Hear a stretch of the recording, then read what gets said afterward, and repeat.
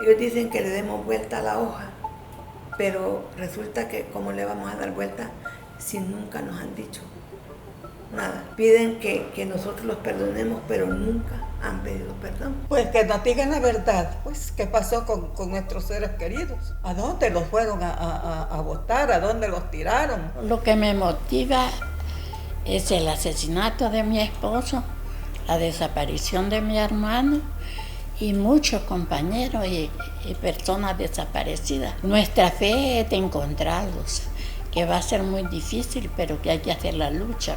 Hay que abrazar la memoria para poder hacer una lucha imbricada de todas las cosas y ver cómo puedes transformar a partir también de perder el miedo a alzar la voz, porque en un país con tantas heridas donde el miedo fue impuesto de las maneras más violentas, es muy fácil que nos quedemos en el silencio. Y estamos dando un mal precedente a las futuras generaciones, que aquí cualquiera, ¿verdad?, se pasa sobre la Constitución, sobre la ley, sobre la autoridad, sobre el deber, sobre la ética, y no le sucede nada. Quienes no quieren que se conozca la verdad, ¿verdad?, en este país de lo que ocurrió, de las barbaries que se cometieron, es quienes participaron en esos hechos, ¿verdad?, y aquellas otras personas que tuvieron vinculaciones con estos grupos armados, con estos escuadrones, con esta Fuerza Armada. Es un compromiso de la búsqueda de la justicia, de seguir empujando para que haya justicia y reparación para las víctimas, porque de esta manera nos va a permitir que las nuevas generaciones de jóvenes puedan vivir en paz, en armonía y con un sistema de justicia que realmente garantice la seguridad jurídica de este país y sobre todo de ellos mismos.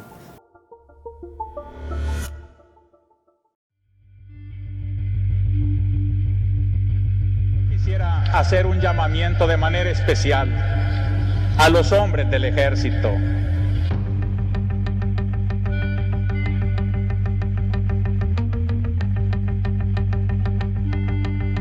Hermanos, son de nuestro mismo pueblo, matan a sus mismos hermanos campesinos. La situación actual de El Salvador es extremadamente crítica. ¡Sí, bravo!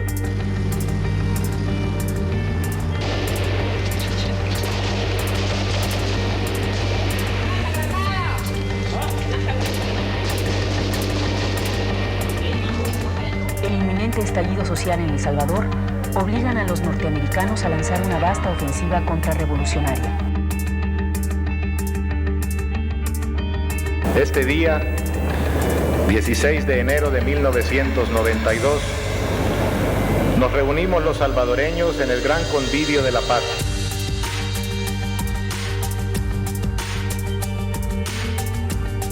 Su compromiso con los pobres los llevó a la muerte.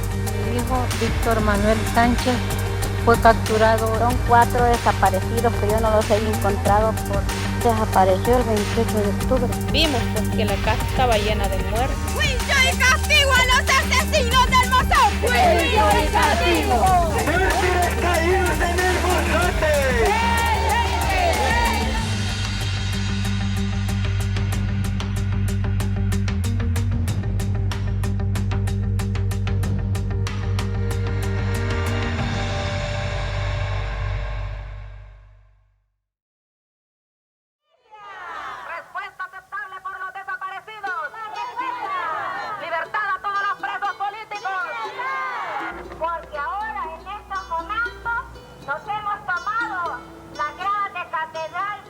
Me sacaron de donde yo vivía, los escuadrones de la muerte. Me dejaron una mano y me dejaban 15 días para que me fuera. En la puerta dejaron la mano blanca y decía UGB, entonces que era Unión Guerrera Blanca, que me asesinaron mi esposo.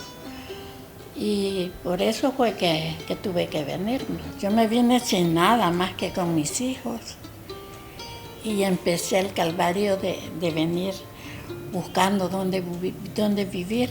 Fue un asesinato cruel, que lo asesinaron allá en el Dulce Nombre María. Y a él lo capturaron y se lo llevaron. Y cuando lo llevaban en el carro, lo bajaban, lo torturaban y de ahí lo volvían a subir. Y así fue en toda la carretera de San Fernando. Fue donde le quebraron sus brazos, le sacaron el ojo, le quitaron las uñas de los pies con la boquilla de los fusiles. Eso fue terrible y lo fueron a dejar asesinado allá a una montaña, ya lo hallamos en la montaña, que lo fueron a dejar a ese lugar para que nosotros no lo encontráramos. Y después de eso fue que nos empezaron a perseguir a nosotros. Bueno, ya nos perseguía, pero fue peor. Ya nosotros no podíamos dormir en las casas, lo salíamos a dormir al monte, por temor que lo fuera a sacar la guardia en la noche, porque allí pasaban todos los días buscando a los compañeros. Yo era catequista, ¿verdad? Y yo trabajaba en la línea de Monseñor Romero, y por eso empezaron a buscarnos, a llegar a la guardia, a la casa. Y el 23 de marzo del 80 entraron un grupo de como unos 300 guardias al cantón, yo era de Verapaz. Llegaron, mataron a 4 personas, mi cuñado, y balearon a un niño que era mi sobrino de 16 años, y también mataron a otros 2 sobrinos de mi cuñado. Entonces mataron 4 personas ahí, catearon todas las casas y pues dejaron un desorden, y también dejaron unos pancartas y unos papeles diciendo que si nosotros nos íbamos de allí, iban a llegar en la noche a matar. Entonces llegaron a las 5:30 de la mañana y se fueron como a las 4 de la tarde. Y a esa hora nosotros nos buscamos para enterrar a los fallecidos, y después nos fuimos, ya no regresamos. Hasta ahora no hemos regresado. Allí quedó todo nuestro, allí solo agarramos los niños. Yo tenía 6 niños, agarré mis niños y una cobijita para cada niño. Y eso fue todo. A mi hijo lo desaparecieron en el 80. Eso me motivó a mí, integrarme a un comité de madres. Yo me integro al comité de madres y familiares cristianos. Nacimos de las comunidades eclesiales de base. Había un compañero que ustedes han de recordar que se llamaba Gerber Anaya, que fue asesinado. Este era el presidente de la Comisión de Derechos Humanos No Gubernamentales. Él antes nos había dicho, miren madres, ya estaba Codefan y ya estaba Comadres. Y nos dice él, miren madres, ¿por qué ustedes no hacen un comité de madres también como las otras madres y luchan junto con ellas? Por los desaparecidos, por las capturas, por los presos políticos. Y entonces nosotros le pusimos atención a esto, ¿verdad? Entonces, dice bien Gerber, entonces nos empezamos a reunir con él, ¿verdad? Él nos daba las charlas, cómo podíamos hacer y todo eso. Nos integramos de primero como 20 madres, porque a las comunidades llegaban a las señoras llorando que le habían capturado a su hijo, que les habían desaparecido a su hijo, que no le daban razón de él. Entonces nosotros dijimos, bueno, vamos a formar un comité también y nos vamos a integrar con las otras madres, vamos a luchar junto con ellas. Nuestro trabajo era la búsqueda de los desaparecidos, porque diariamente llegaban hasta 12 denuncias a Codefan. Cuando nosotros escuchábamos esas denuncias y terminábamos con las personas, invitábamos que fuéramos a buscar, y así era, salíamos a buscar en los cuarteles, en los cementerios, en las morgues, en los penales, en los hospitales. Todo ese sufrimiento también nos ha hecho hacer fuerza para poder meternos a organizarlos desde ese tiempo y venir luchando porque queremos saber qué hicieron con nuestros familiares desaparecidos. Empezamos a trabajar, a hacer actividades de calle con las otras madres de los comités y a denunciar públicamente en marchas y todo eso, ¿verdad? Y así pasamos varios años hasta que logramos una vez sacar 1000 reos por la lucha política que hicimos, se logró que salieran esos presos. Y salieron otros por la gestión que se hacía ya con los abogados, porque también teníamos abogados en ese tiempo. Y vamos a seguir luchando. Las madres nos están muriendo, ya se nos murieron como 8 del grupo de Codefam, ¿verdad? Y se han ido sin saber dónde están sus familiares desaparecidos. Que se abran esos archivos para que nosotros sepamos qué pasó con nuestros seres queridos. Esa es mi posición. El 16 de marzo de 1992 se presenta el informe de la Comisión de la Verdad que recogió testimonios de las víctimas sobrevivientes del conflicto armado. Durante la presidencia de Alfredo Cristiani es aprobada la Ley de Amnistía General que garantizó a los culpables de crímenes de lesa humanidad una amplia, absoluta e incondicional inmunidad por los delitos cometidos, imposibilitando el camino a la verdad, la justicia y la reparación a las víctimas y abriendo paso a décadas de impunidad y rechazo a la memoria histórica por parte del Estado salvadoreño. En 2016, con una sala de lo constitucional que tuvo entre buenas y malas, ¿verdad? Una de las muy buenas fue precisamente declarar inconstitucional la ley de amnistía, pero obviamente fue un grupo de magistrados con mucha valentía, con mucha independencia y además con mucho conocimiento de todo lo que era toda la legislación internacional, toda la legislación en materia de derechos humanos, y de ahí para acá pues no ha pasado mucho. La justicia estaba a favor de los que tienen el poder económico y político, ¿verdad? Y no a favor de las víctimas. El acceso a la justicia no solo es ir a abrir un proceso en el tribunal, sino todo lo que rodea la investigación, ¿verdad? Todo el proceso que hay que hacer, donde investigar, peritajes, ¿verdad? Pero aquí ocurre que la justicia, a veces la prueba le toca a la víctima andarla buscando, andarla recogiendo, incluso financiar.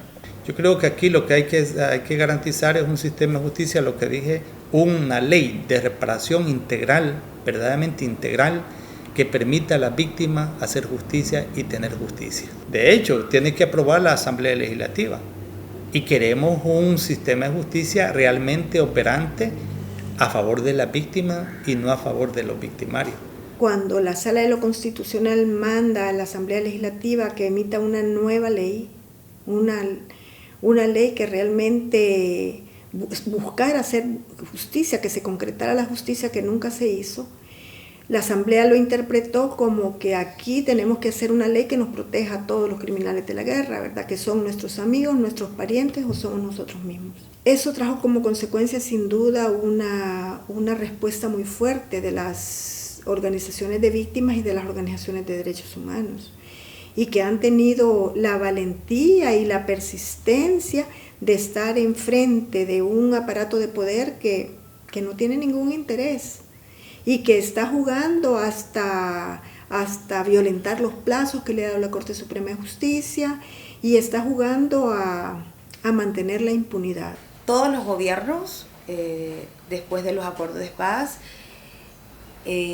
hicieron lo que hicieron o no hicieron, que fue más lo que no hicieron en relación a la memoria o a la justicia, tiene que ver con prácticas partidarias, ¿no? Político-partidarias de eternas campañas y promesas y utilización burda y dolorosa, ¿no? de las víctimas y sobrevivientes.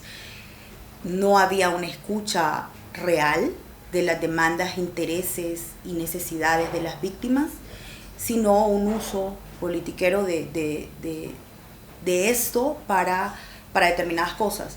Quizá eso lo estoy diciendo más cuando gobernó el FMLN, porque con Arena sabíamos que la imposición de la ley de amnistía y de todo el discurso negacionista fue como poner un bloque de cemento en ese tema, ¿verdad?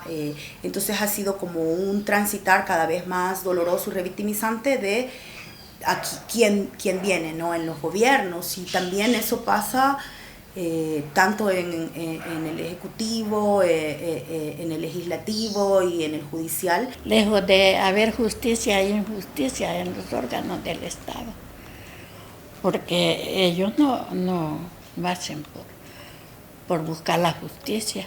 Llega uno a poner casos como que no les interesa, pues. Entonces yo siento que eso se afecta para nosotros, que hemos sufrido tanto.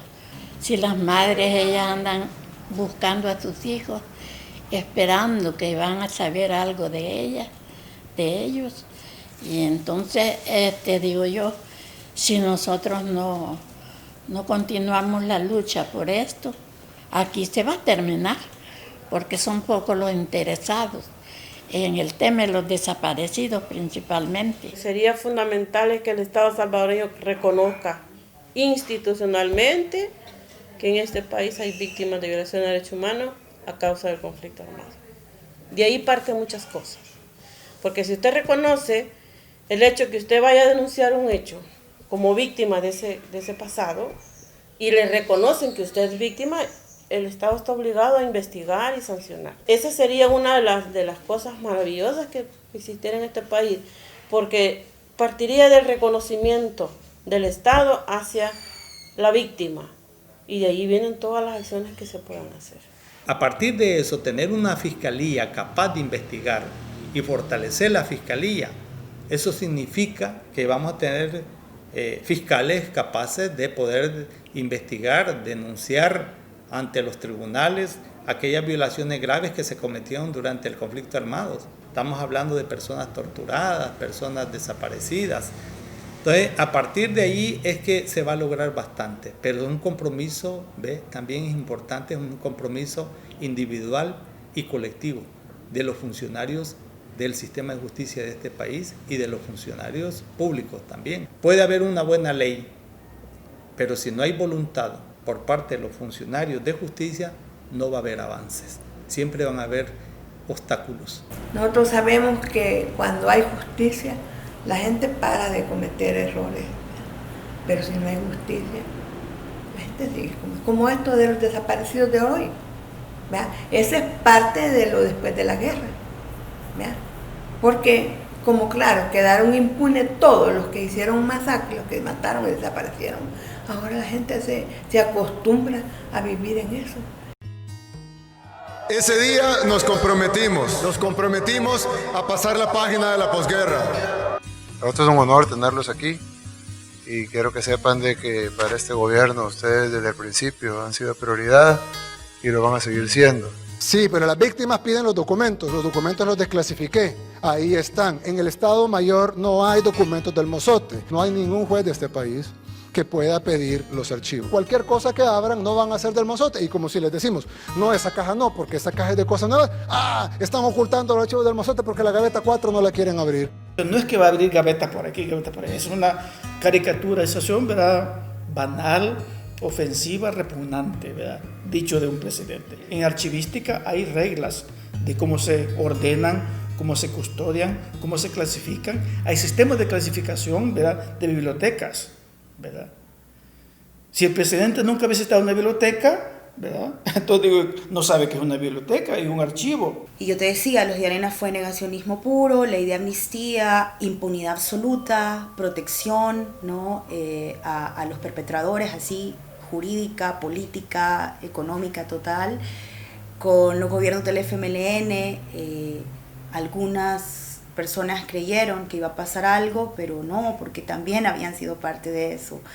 Y con Nayib Bukele, una utilización más burda de las víctimas y sobrevivientes, pero también, o sea, más despampanante en el sentido de más show mediático, por eso la invitación al almuerzo y todo ese discurso, pero también una alianza que no digo que no existiera, que no digo que no existiera antes, pero como más fuerte entre los poderes que siempre han existido acá, ¿no? El poder militar y las élites económicas. Nayib Bukele va a seguir protegiendo a militares y perpetradores. Quita el nombre de Monterrosa del cuartel, ¿verdad? Todo el mundo dijo, bueno, nadie tuvo los valores de hacerlo de los otros gobiernos, pero él sí lo hizo. Pero es una cosa política a su favor. Una canallada, pues, realmente, ¿verdad? Yo así lo titulo, ¿verdad? Porque se ha burlado de la víctima. Borró el nombre de la 3ª Brigada de Infantería, pero no quiere dar lo principal. ¿Qué hizo como primera? Cerrar la Secretaría. Y el tema de las víctimas estaba en la Secretaría de Inclusión Social. Nosotros hasta hoy no sabemos a dónde quedaron todos los expedientes, ¿verdad? Habían en físico y en base de datos. No tenemos información, y es información fidedigna de las víctimas. Las víctimas están muy al tanto de ver sus actitudes.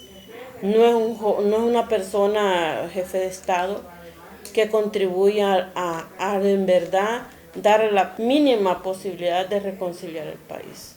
Porque todo es un choque, una revictimización de él. Él cree que es la víctima y no los demás. Entonces eso es doloroso, pues. Los archivos existen, sabemos que existen, y prueba de ellos es que se encontraron actas de expurgo en el 2015, ¿verdad? En donde se decía que habían planes militares, habían encontrado planes militares del conflicto y que esos deberían de pasar al Archivo General de las Fuerzas Armadas. Eso quiere decir que ahí están los archivos, que no es cierto, ¿verdad? Lo que pasa es que al obtener esos archivos nos vamos a dar cuenta que muchas personas, muchos militares, ¿verdad? Que tienen, muchos políticos en este país, tienen que ver con esas masacres. Si los archivos están perdidos, como dice la resolución de la Sala de lo Constitucional, dice el presidente de la República y la Fuerza Armada deben rehacer los archivos perdidos o destruidos o deteriorados, deben rehacerlos. Conocen si los militares de aquel tiempo están vivos hoy, ¿verdad? Tienen memoria y tendrán seguramente, ¿verdad?, anotaciones, datos, pueden reconstruir, ¿verdad?, la información perdida. Además, si el Departamento de Estado de Estados Unidos, ¿verdad?, la CIA, menciona que recibió reportes de militares de aquí, formó en eso a los militares de aquí, ¿verdad?, y menciona el nombre de documentos, esos documentos allá existen y por lo tanto aquí deben existir. Además, mire, ninguna institución militar puede existir si no tiene, ¿verdad?, una custodia de los planes, de las acciones, ¿verdad?, de los mecanismos de procedimiento, y deben guardarlos. Solo el que no la ha vivido no sabe qué es una guerra. Yo la viví desde el 75 hasta que se terminó. Y uno vive con el corazón en la mano, con aquella angustia. Va a venir mi hijo, hoy no va a venir. Yo no lo puse a estudiar por el miedo. Mis hijos aprendieron a leer hasta que ya estaban bien grandes. ¿Por qué? Porque tenía miedo yo que ya me habían matado uno y no quería que me desaparecieran. Que aquí hubo una historia de terror en El Salvador que no únicamente se reduce a los 10 años de la guerra, si es que siempre se nos olvida lo que reclama la Universidad de El Salvador, que hubo por lo menos 10 años anteriores, que fue de un terror sin límites, pero no había guerra, sencillamente había terrorismo de Estado. Ese terrorismo de Estado a quien no se le ha puesto mucha atención, pero al que se debería de retomar y prolongar hacia atrás todo lo que tiene que ver con la persecución de la impunidad. Pero realmente buscar mecanismos que permitan que esto entre a la cultura del pueblo salvadoreño de tal manera que la memoria histórica sea una memoria que esté ahí independientemente de quiénes sean las personas que están luchando por la justicia. Creo que es necesario, pues, para la juventud que conozca su historia, ¿verdad?, que conozca quiénes fueron los personajes que estuvieron, ¿verdad?, tratando de defender a la población. Un monseñor Romero que dio hasta su vida, ¿verdad?, por defender a la población de los abusos de esas Fuerzas Armadas. La verdad siempre tiene que ser perseguida. Y para nosotros es una gloria, pues, que sufrir estas manifestaciones de persecución. Todas las voces son acalladas. Monseñor Romero, arzobispo de San Salvador, que exigió a los soldados no disparar contra el pueblo, fue asesinado y en su funeral se desató una masacre.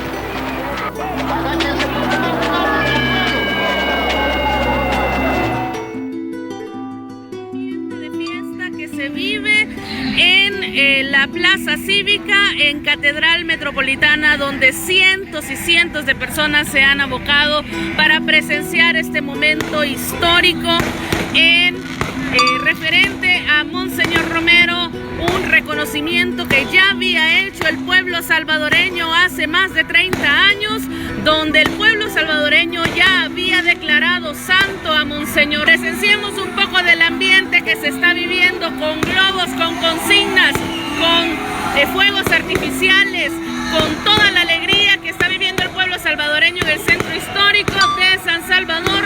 En este momento, cuando son las 2 de la mañana con 39 minutos, les dejamos con el ambiente. Yo veo con mucha alegría que las personas, los colectivos de víctimas, en muchos lugares, ¿verdad? Podemos mencionar Suchitoto, ¿verdad? Podemos mencionar Tecoluca, ¿verdad? Podemos mencionar Arcatao, podemos mencionar El Mozote, ¿verdad?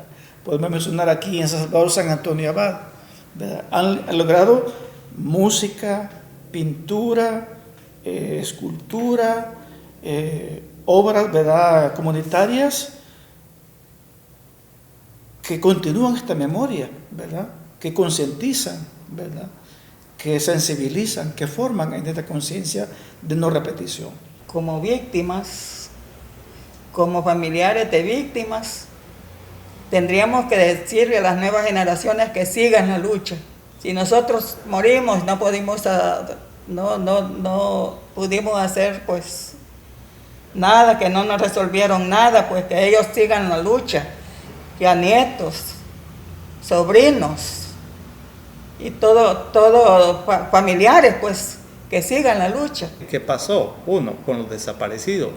¿Qué pasó con los responsables de todos esos crímenes que se dieron?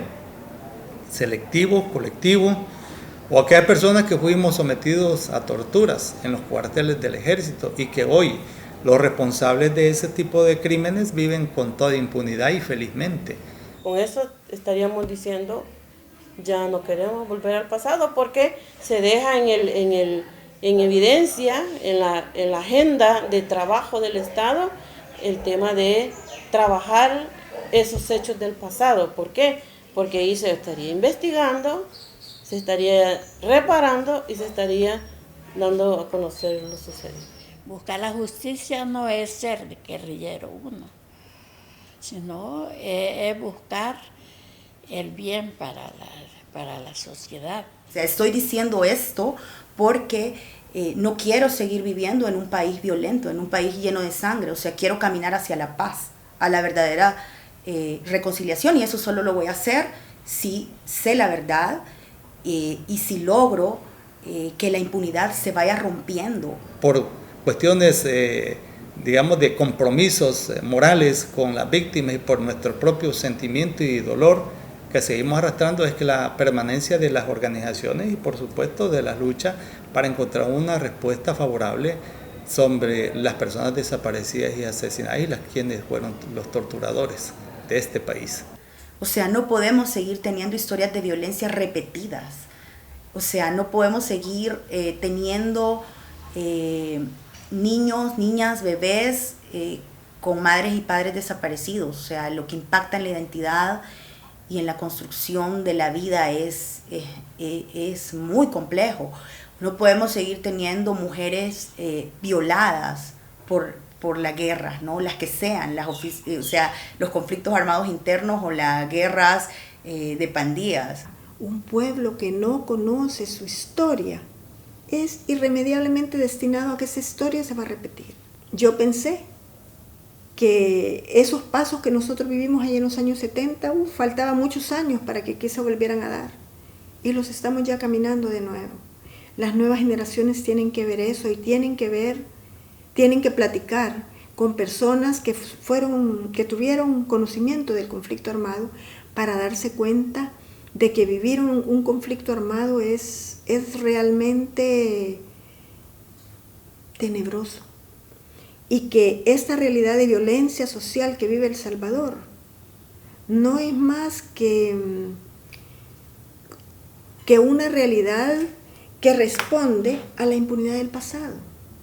O sea, si aquellos fueron impunes, yo puedo hacer ahora lo que aquí me antoje, porque si yo tengo poder soy impune. Aquellos tuvieron poder por las armas, por el dinero, yo tengo poder por el terror que genero. Pero tengo poder, entonces a partir del poder yo hago lo que quiero. ¿Quieren eso las nuevas generaciones? ¿O quieren realmente caminar hacia un El Salvador en el cual, a partir de que se haga justicia, podamos reconocernos todos como hermanas y hermanos? Porque hasta el momento El Salvador se encuentra tremendamente divididos entre aquellos que dicen aquí todo está bien y borrón y cuenta nueva, y todos aquellos que todavía seguimos creyendo en que puede haber justicia en nuestro país. Y eso está en manos de las nuevas generaciones. La posibilidad de justicia, el estandarte lo tienen las nuevas generaciones.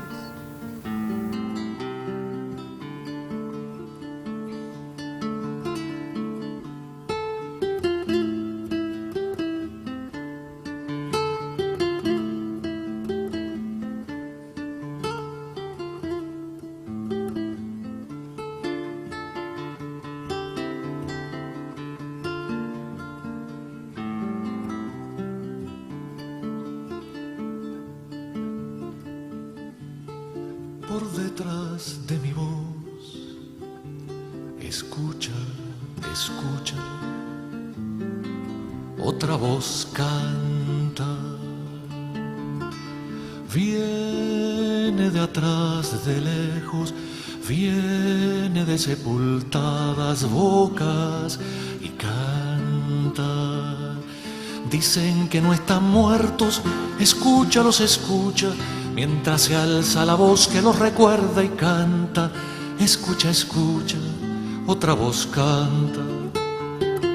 Están en algún sitio, concertados, desconcertados, sordos, buscándose, buscándonos, bloqueados por los signos y las dudas, contemplando las verjas de las plazas, los timbres de las puertas, las viejas azoteas, ordenando sus sueños, sus olvidos, quizá convalecientes de su muerte privada. Nadie les ha explicado con certeza si ya se fueron o si no, si son pancartas o temblores, sobrevivientes o responsos. Ven pasar árboles y pájaros e ignoran a qué sombra pertenecen. Dicen que ahora viven en tu mirada, sosténlos con tus ojos, con tus palabras, sosténlos con tu vida, que no se pierdan, que no se caigan. Escucha, escucha, otra voz canta. Cuando empezaron a desaparecer, hace 3, 5, 7 ceremonias, a desaparecer como sin sangre, como sin rostro y sin motivo, vieron por la ventana de su ausencia lo que quedaba atrás, ese andamiaje de abrazos, cielo y humo. No son solo memoria, son vida abierta, continua y ancha, son camino que empieza. Cantan conmigo, conmigo cantan, dicen que no están muertos, escúchalos, escucha, mientras se alza la voz que los recuerda y canta.